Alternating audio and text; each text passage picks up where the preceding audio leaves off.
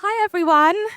A warm welcome to the first day of ProVine and ProSpirits. Thank you so much for joining us this morning for our first presentation of 3 days. And we hope to see you back here at some point again for what we have planned over the next couple of days here. To begin with, we're going to take a preview and a deep dive. So this is a first look at this year's ProSpirits Report, The Future of Spirits. Before we get started, a few introductions from our side. So my name is Melita Kiely. I'm the editor-in-chief of the Spirits Business magazine. Thank you so much for joining us this morning. I am joined to my right by Professor Dr Simone Loose, who is head of the Institute for Wine and Beverage Business Research at Geisenheim University, and she is the lead researcher on this report. And we also have next to her, we have Gernot Allnoch, who is a partner of Mezcal San Cosme.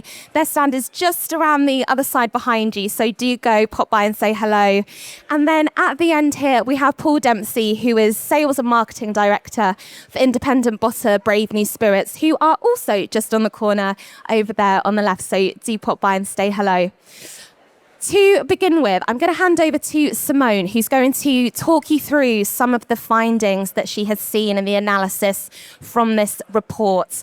And then we're going to go into a Q&A with our speakers here. And if you do have any questions that you would like to ask our panelists this morning, please do pop a hand up. We have a microphone that will be roaming around on the floor. So Simone, over to you. Thank you so much.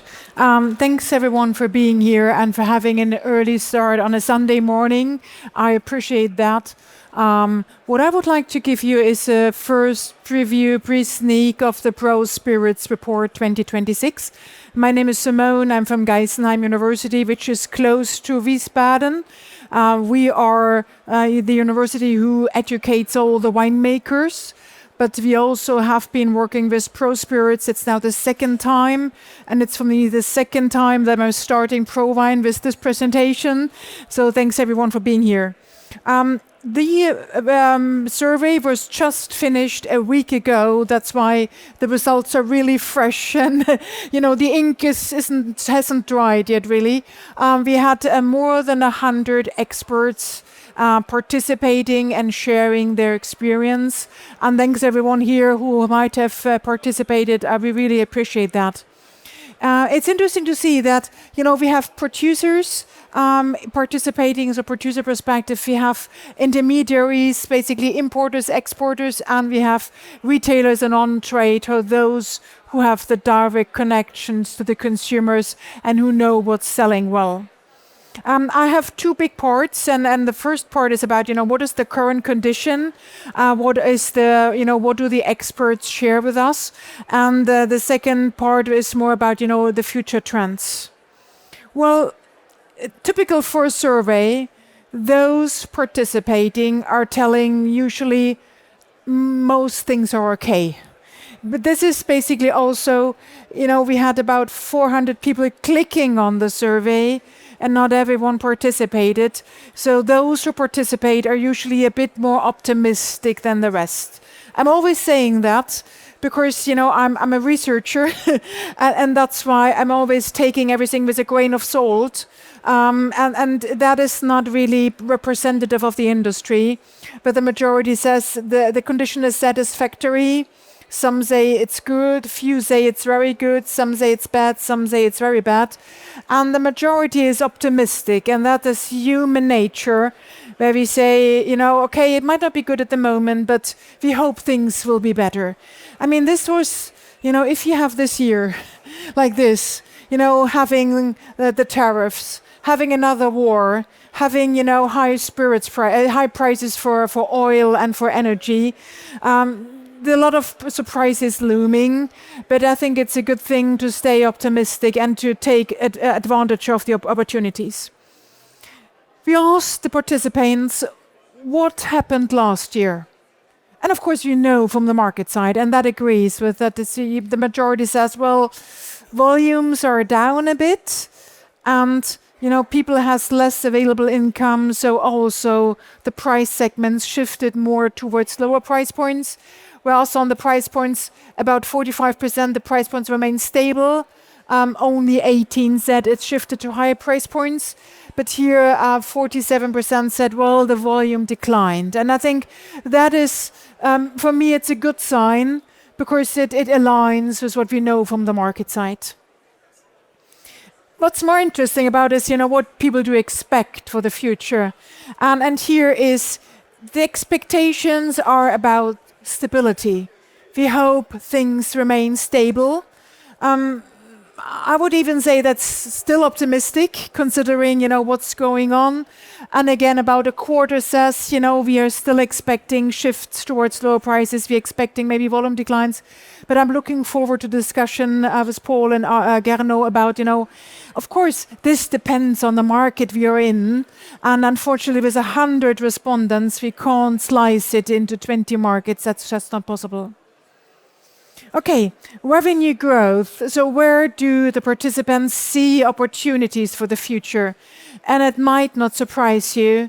The number one is innovation. We have to do something new. We have to try new things. The consumers are changing. The opportunities are changing. The demand motives are changing. So the second one is about, okay, if the volume is declining, we have more competition. And the channels are getting more fuller and there is more people trying to sell the same thing. So the second one is, of course, about route to market. Where can I get my product sold and who are my sales partners?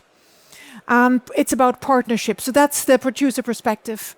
And the number 3 is about, well, if I'm in a country that might decline, well, where are countries that are still growing?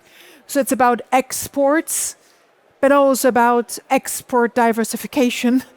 Because we've just seen that, the American market is doing very different things at the moment, which might provide new opportunities for producers in Scotland, for Canada. I'm really looking forward to hear that. But at the same time, what's going on now in the Middle East, that will have an impact on the different markets. In gray are the second tier opportunities. And I think when we've had COVID, it was a lot about premiumization. Premiumization was the number one, I would say, 10 years ago. And now it shifted backwards. And I just had a wonderful look in this journal. Well, it's more now about affordability, people having less income. So premiumization is a bit more down the road. New consumers, I just had a talk to our technician. He is younger than me. And he said to me, well, our generation, we don't drink as much alcohol anymore. So it's the question about no and low alcohol beverages, where we see growth rates, but we still know, of course, be careful. It's coming from a slow base. It's small. It's starting, it's growing, but it's still tiny.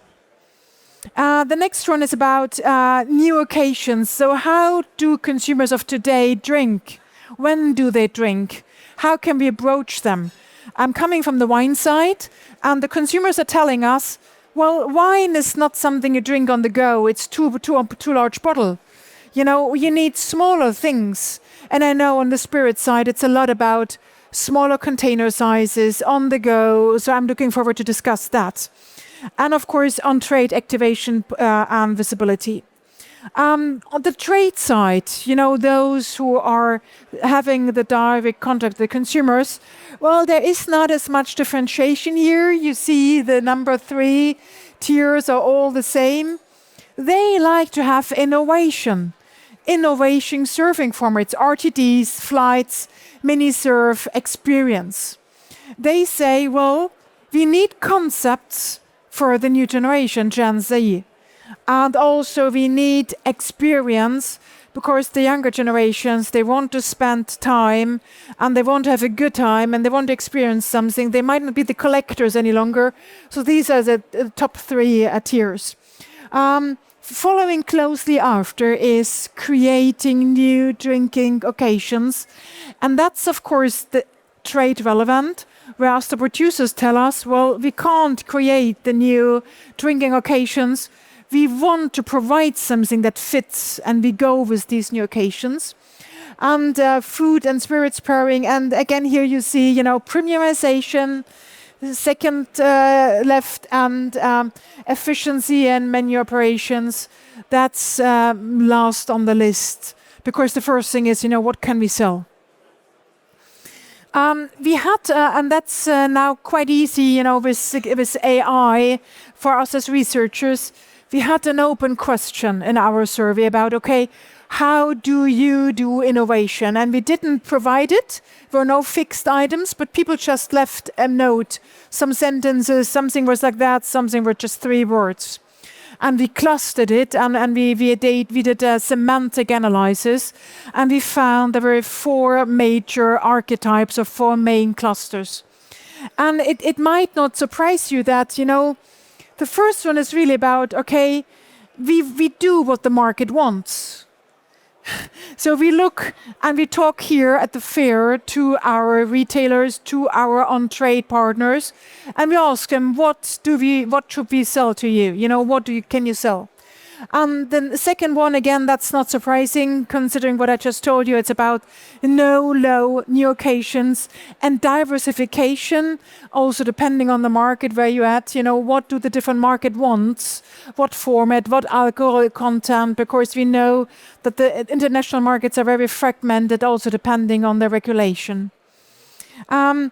Premiumization isn't dead yet. It's just not as tall, but it's about also, packaging, experience. That's the number 4. And the fourth group might be contrary to the second, but I think both of them exist. And both of them have, a meaningful way to move forward. They just told us, well, we've been around for 100 years. We've survived. I think Scottish whiskey is an example of that. So we have a DNA, we have a tradition, and we like to maybe adjust a little bit, tweak some things, but we are based on what we've done for centuries, and we will be trying to adapt to that, but still our platform, our basis is what we've done for 100 years. So all of that exists, and I'm looking forward to discuss that.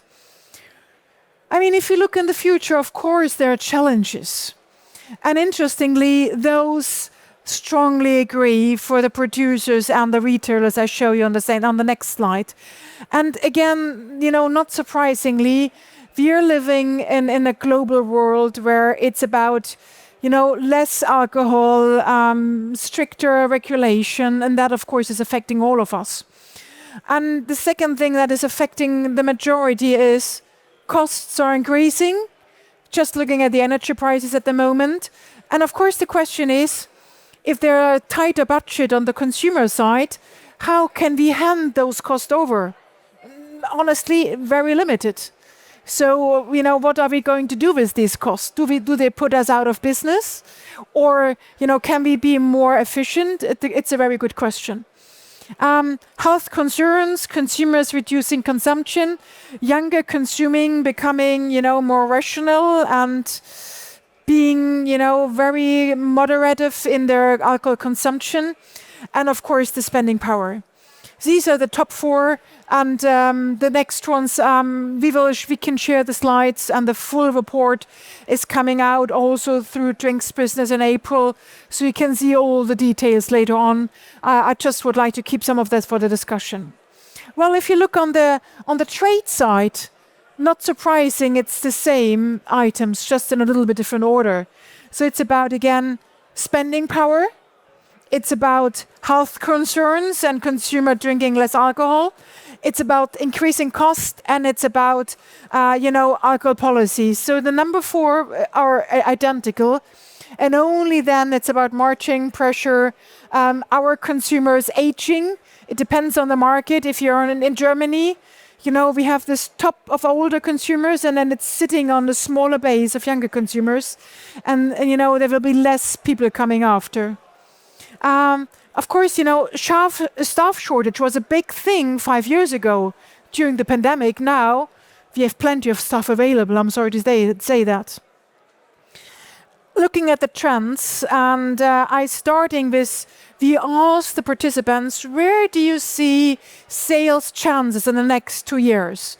And the dark bars are 2026, and the lighter bars are last year's. And I see two main things. Number one is the trends didn't shift very much. It's very stable. Number one, low and no alcohol. Ready to drinks, it's still very strong, yeah. And then it's about aperitifs and liqueurs, yeah. What we also see is that there's a polarization going on. So the trends from last year are still big this year, but the middle tier from last year, they kind of declined. You know, they're not as promising anymore. And I'm looking forward to discuss this with you guys, because I know, tequila, mezcal, you have a lot to say about that. That was a big last year, but this year is a bit more subdued. Future communication, and that's about, if our consumers want experience, if they want, to have, I always tell my students it's about the associations. You have to still tell a story, and that's still number one. The light bars are very light this year, I'm sorry, but it's the same order. Storytelling. I always tell my students in wine, no one wants to hear about the ingredients. How many grams of alcohol, how many grams of sugar, how much acidity, forget about it. Make this thing easy to understand. People want to connect emotionally. They have a hard time, they have a lot of problems in their life. They want to have an easy time. They want to be relaxed. They want, you want to have a good time with you, and that's number one. Still, not contradictory, tradition and heritage. That's something from where you can take your stories. And when we know also on the wine, it's about authenticity. Is there something that has been around for a long time? It's a good thing for a story. It's a very good base, yeah? And then it's about experience, lifestyle, luxury. Luxury, again, you see it's not number one anymore. And the exotic flavors, romance, adventure, it hasn't improved a lot. I'm almost at the end. It's a plans for the future. We asked the producers, what do you plan in the next few years? Not surprising. How do I get my product sold? It's about marketing and branding, and it's about sales channels. So how do I get my products in the different markets and the different routes? And only then it's about innovation. I believe, honestly, I wish innovation might be a bit stronger, but I understand because innovation costs money. And you need to be very successful to have your pockets full of innovation. Then it's about efficiency and management and operations. That's the last years. If you look at that on the trade side, and this is a good message for you, the trade side wants to collaborate with the producers. So there's an open door for you to go through. And there is an open door, to find a partner on the trade side, to share and to create the experiences. And I believe those who are able to do that, they will be successful in the future. And then it's about, again, my guests. How can I get new guests? How can I get my guests to come back? Loyalty and to spend money in my venue. And only then it's about staff training, about cost and efficiency, and food pairing, digital reservation, diversification of beverages, and new formats and events. That's kind of third tier, not that important. Well, to close off the presentation is, and I've done this together with Johan ten Doornkat. He is coming from a dynasty of spirits producer from the North Shore of Friesland. And basically, he is in this business about how is the sector evolving. And I mean, honestly, if the volumes are down and if the margins are down, there will be less producers. We will see a consolidation. And we will see that in spirits, you will see that in wine, you will see that in beer. It's in all alcoholic beverages. So we asked, do you expect an increase in consolidation in the next 12 months? And I think it's interesting to see that it's about 50% to say, yes, this is what's going to happen. And then we asked them specifically, well, you and your company, are you open to that? Are you planning that? And it's a little bit less, of course. And we have about 30% who say, yes, we are likely to participate that. And we had a lot of open comments about that. And some said, well, it's not about us to decide it. It's the bank who will decide it. You know, how much liquidity buffer there is and how much value is in our company. And if we run off of credits, then maybe we have to be sold and someone else finds us. So, you know, it's not only a game of where we're choosing our partners. I think we are already at a stage in the sector where we will have, you know, opportunities for the big players to find blue chips for the future. So that's about my presentation. The full report will be published in April. We will have more information and also more interview style information, and it will be published in Drinks Business. And I'm really looking forward to discuss these results now with you guys. Excellent. Simone, thank you. Thank you so much for talking us through some really, really interesting insights you've shared with us. So I'd like to bring Paul and Gernot into the conversation. To begin with, I'd love to know, was there anything that particularly stood out to you from what we just heard from Simone, or anything that you particularly resonated with? Paul, do you want to start? Yeah, definitely. When I read the brief this morning, the first draft, things like the consolidation, things like what are the spirits companies looking to do to try and attract the new generations? The one that struck me, we're a 5-year-old company. You mentioned, I mean, whiskey companies have been around for hundreds of years, but we're a 5-year-old company, so we're not going to insult anybody's grandparents by doing something wild and funky. But I've watched the whiskey industry change over the last few years. We are trying to find ideas, but within a pretty tight structure. But it's all been affected by multiple factors, not one. So you mentioned there's wars, there's product prices are rising, courier companies are charging more. People have changed habits. The restaurants and bar circuit is not as busy as it used to be because people are drinking in a different way. And we're all just trying to learn how to adapt to it, but without ditching all the things that we thought we already knew.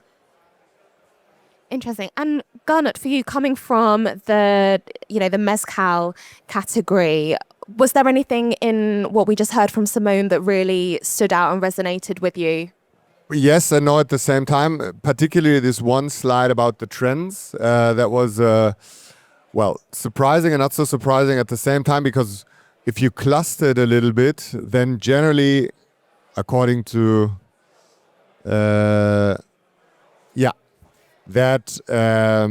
like the most of the trends where you find particular categories, kind of like they slip down completely. This was for me really the most interesting thing to read. All the other stuff that was in the report from the practice that I see is pretty familiar, to be honest. But the categories that surprised me a little bit, because I think you have to differentiate a little bit. Well, this is the survey and this is what people are saying generally. Yes, okay, good, yeah, and there's a Gen Z and there's low alc and this etc. etc. However, I mean, there are still people going out. There are still people going to bars, and there are still consumers or going to restaurants, and there are still consumers who have a preference towards a special category. So that's why it surprised me a little bit. But all the other things, fairly, low alcohol, ready to drink, alcohol-free spirits is definitely something what's in the trend. But however, a trend is a trend. Yeah, so it's things that can and will change at a certain point as well again. So this is my personal opinion about that. But this was something what really surprised me. Yeah.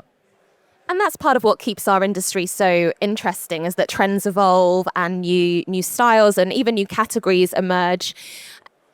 You spoke, Simone, at the beginning about, how the findings felt quite optimistic, and the human nature of wanting to be optimistic and know that there's still opportunities and, brighter days ahead. So for Paul and Gernot, I'd love to know where you currently see opportunities for growth, expansion, recruiting new drinkers. Where do you see that at the moment? Again, speaking from the perspective of a fairly young business, most of our immediate growth is coming from, we're still introducing ourselves to new markets, new audiences. We're still learning how, every country we go to has a different set of rules for how you work with liquor. And we're even seeing governments in all these different countries are slowly starting to change, because I think they recognize the need to evolve as well. You're seeing provinces in Canada now trying to trade between the provinces, which you never could do. We're seeing the distribution tenders in Scandinavia changing and asking for alternative packaging. And for a lot of these places, these are still new markets for us. So it's a new audience that we see at things like this. But our more traditional markets are the ones that we're trying to watch and spot those. We're trying to convince them to follow these new adaptations as well. But it's exciting to see, it changes from one, you can go 50 miles in the car and the rules have changed. So, yeah, for us, this is very interesting actually to see. I mean, at the end, this is why we're here for. Yeah, this is the Pro Wine, and there was as well on one of the slides is geographic diversification. And I have to admit that ProWein so far has been one of the most successful expos in terms of geographic diversification. We made some really good deals here, and then maybe even speaking a little bit for the whole category itself, and then I might dig a little bit just briefly into the history of my brand of Mezcal San Cosme. We are on the market since 15 years. We're one of the it's the most sold mezcal market brand in Germany. We were one of the first brands that was kind of like available away from the cliche mezcal, I would say, but kind of like for real zipping mezcal. As I said, this year it's 15 years, and we've been growing a lot through diversification, market geographic diversification. So we are now present in 35 or 34 countries all over the world, like really from Americas to Europe, Japan, down to Australia. That's definitely one. But I mean, this is the mezcal category, or even the agave category, yeah? Because I mean, speaking for Europe, I mean, I don't know who from you guys is from Europe, but you probably know one tequila which has a red hat. I won't say any brand names so far. However, this was many years. This was a predominant one. It still is 51% market share in Germany still, yeah.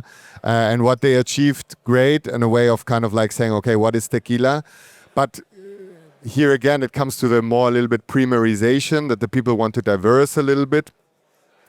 The mixto tequila market, which is declining, and the 100% agave tequila market is rising. You see that in Europe a lot. You see that worldwide a lot.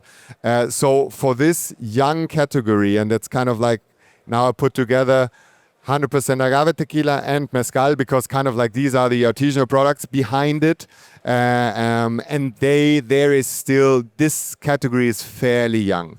And I can see here as well the trend, more and more bars, wholesalers coming to us and say, yeah, now I've got a mezcal or a good tequila cocktail on my menu.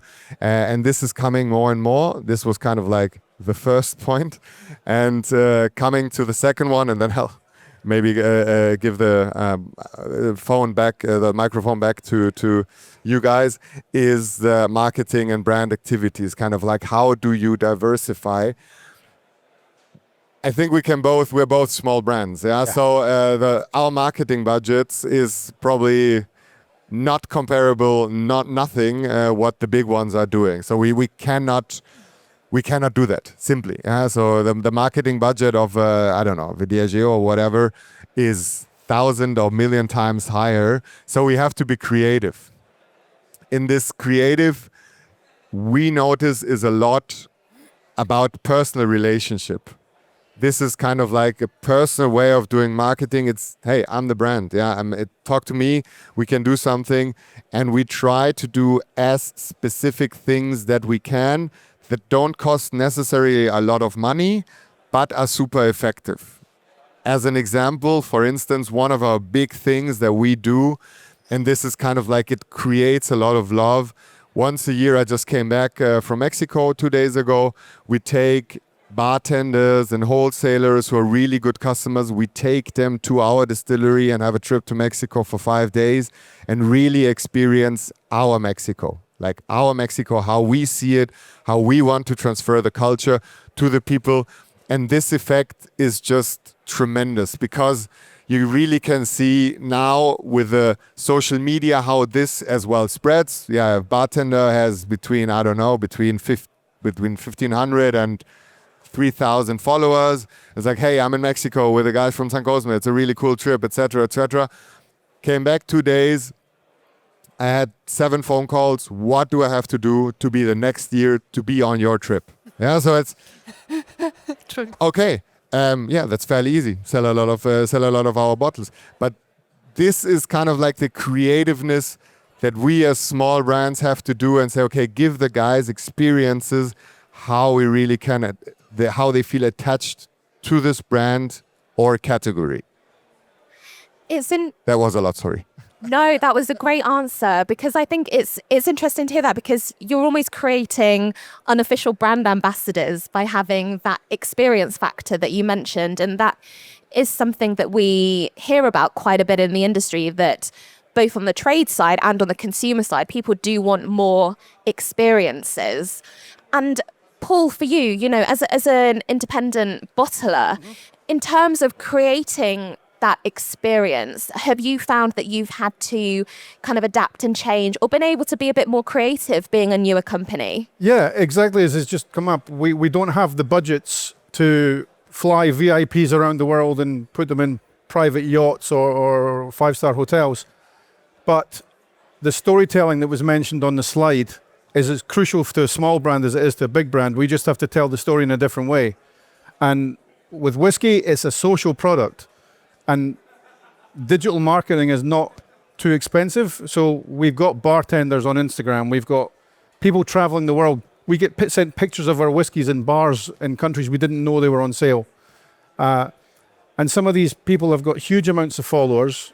And, you know, an advertising agency will try and sell you for a larger amount of money the ability to access that. But we can access that a different way. We just have to tell the story differently. And I think in the current climate in the spirits industry, some of the big companies have stepped back a little bit from advocacy. You know, you're not seeing as many adverts in the trade magazines for people looking for brand ambassadors, salaried, you know, people they can roll out for their, because they're maybe not bringing their high net worth people around. But if we only went after the high net worth individuals, we wouldn't last for very long. We need to bring the new people in, and we need to make our whiskies accessible.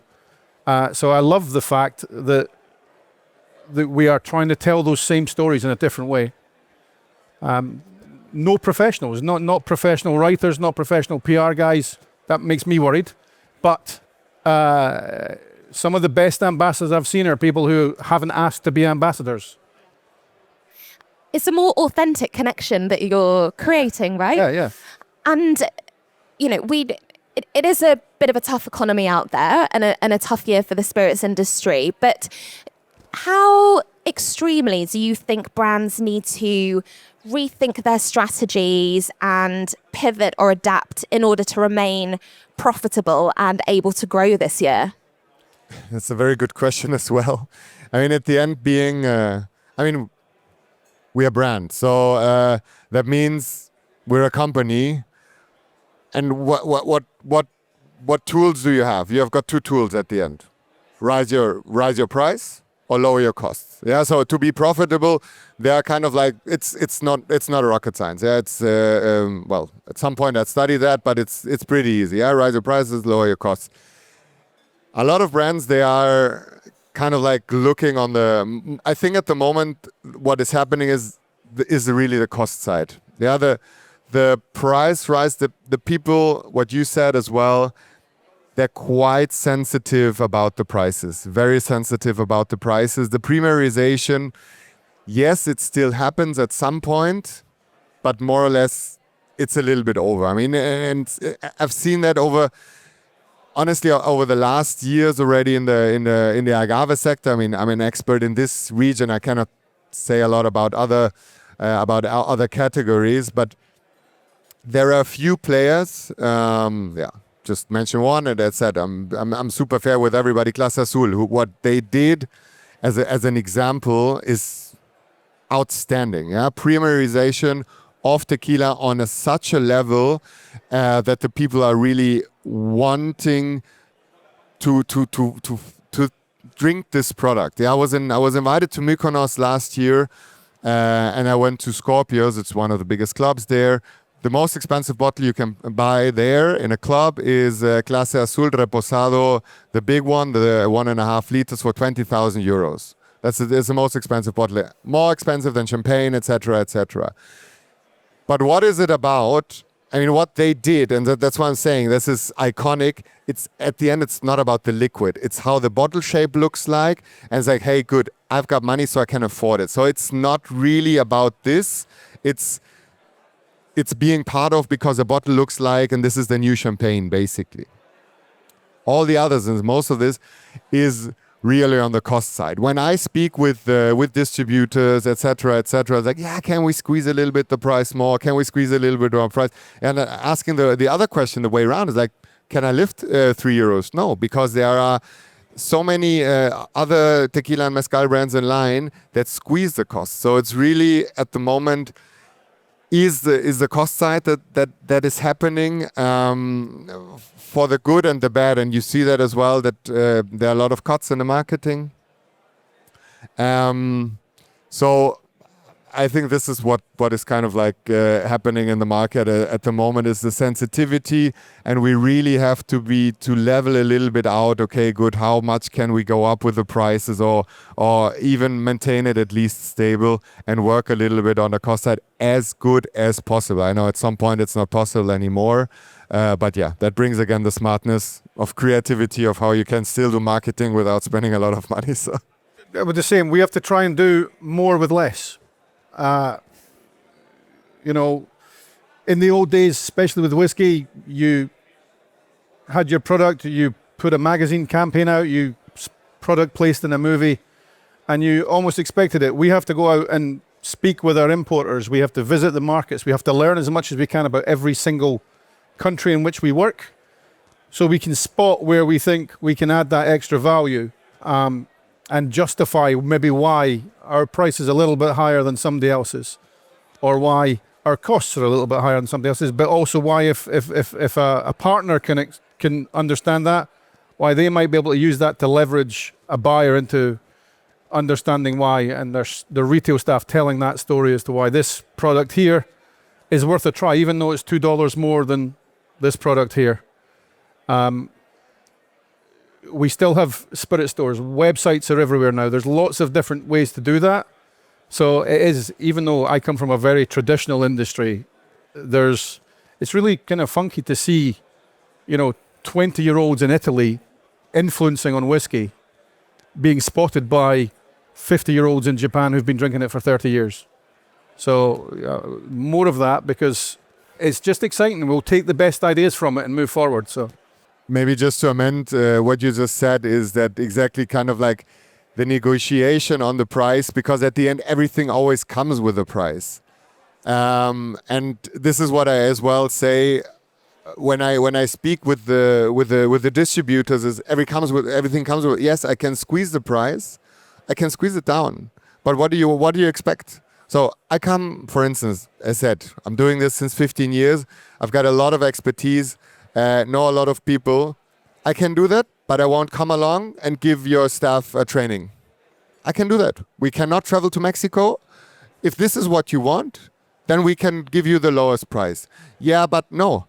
In German, there's a word, You know that? Ist die eierlegende Wollmilchsau. Yeah, I don't know how you even translate it. It's kind of like the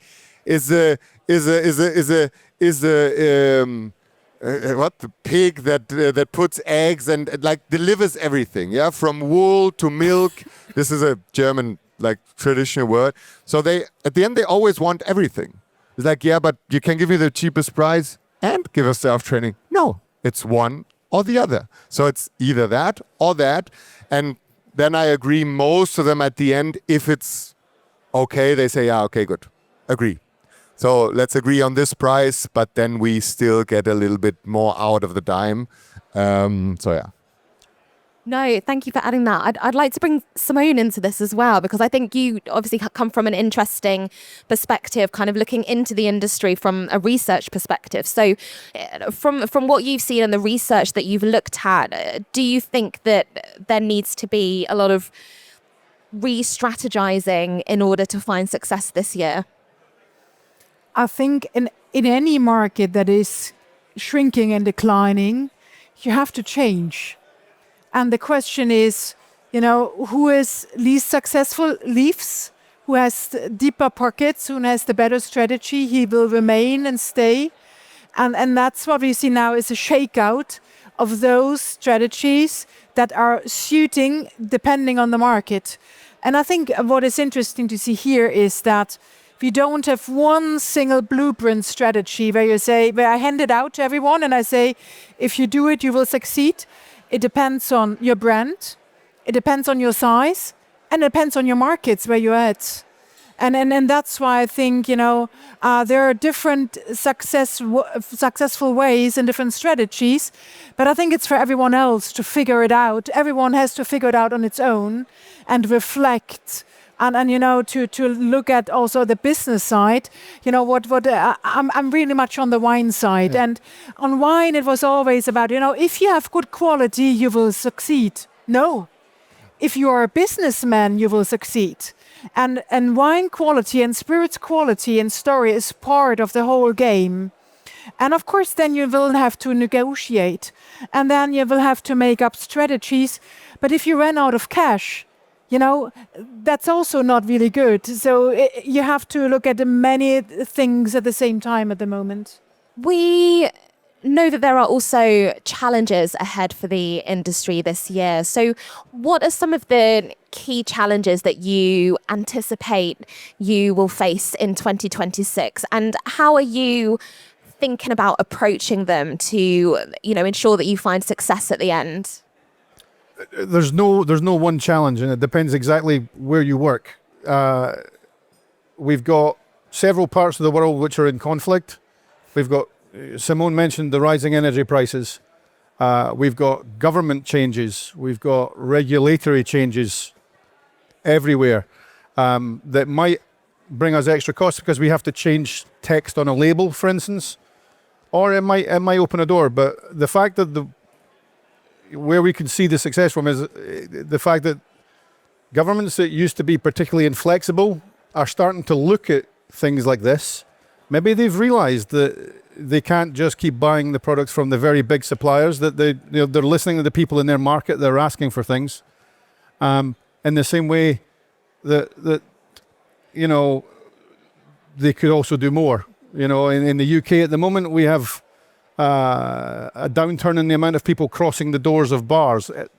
I don't believe the no-low sector is behind that, because I think if the no-low sector was in the bars, if the government helped the people that own the bars and the restaurants more, perhaps more people would realize that they still need to go out and enjoy themselves. They still need to be social. But it is just an ongoing, constant campaign against various different, either government, trade bodies. We try and get the help where we can. To get them all working in tune with each other, because sometimes when you're looking from the outside, you think there could be things that are better joined up, and if we're in one end of the trade and somebody's in the other, how do you make it easier for them to discuss without having a thing that, you can't sell your product in this country because it's above a certain ABV. You can't sell it in this country because they don't sell. It's a monopoly purchaser and they only want to buy from 3 suppliers when they should be buying from 10 suppliers. We just have to keep learning And the more we learn, the better we get. The challenges for this year, yeah. There are certainly a lot of challenges. As you mentioned, Simone is a little bit worried exactly about the situation a little bit in Middle East, and not that direct one. It's more a little bit the indirect one, how it has an influx on the consumption. I mean, what in tequila and mezcal and the agave still is quite positive is that it's a fairly niche. And what we can see so far is that the consumers in this category are not so much affected because they're really fans. So that's why, and we are a little bit as well from the price point, kind of like in this spot where it's not affecting kind of like the people who go out partying. I think which ones are really affected at the moment are kind of like these categories, these spirits categories, which are the shooting ones, the party categories where the people say, yeah, I won't take the 10th shot now, but tequila mezcal on the level that we produce, or most of the mezcal is produced, is happening in bars. And in the high class bars. And what we can see as well, yes, there's a consolidation of bars, but we can see as well, and we've got a lot of top bars all around the world that we work with. And when I speak with them, it's like, how was your business last year? Everybody was declining. It's like, no, super. I grew 20%. Because what I see, and this is as well from my very practical point of view, is that the people, when they go out, they look for these occasions and say, okay, tonight is something special. So I go to a good cocktail bar and want to drink a cocktail.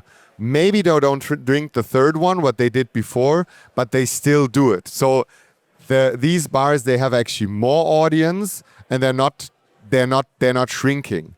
So that's what I'm saying. For our small niche, it's challenging and kind of like to maintain these customers alive and to keep them happy with cool things, because the bar is not dead, not at all. It's really alive because it's an occasion, and there are more and more bars opening as well in cities where you would not imagine that there are cool bars, like in really 2-tier cities, and like in London, of course, yeah, but now there are good bars in Bristol or here in Germany as well. You can go to Bamberg or wherever, and they're really good bars. Before you did not have that.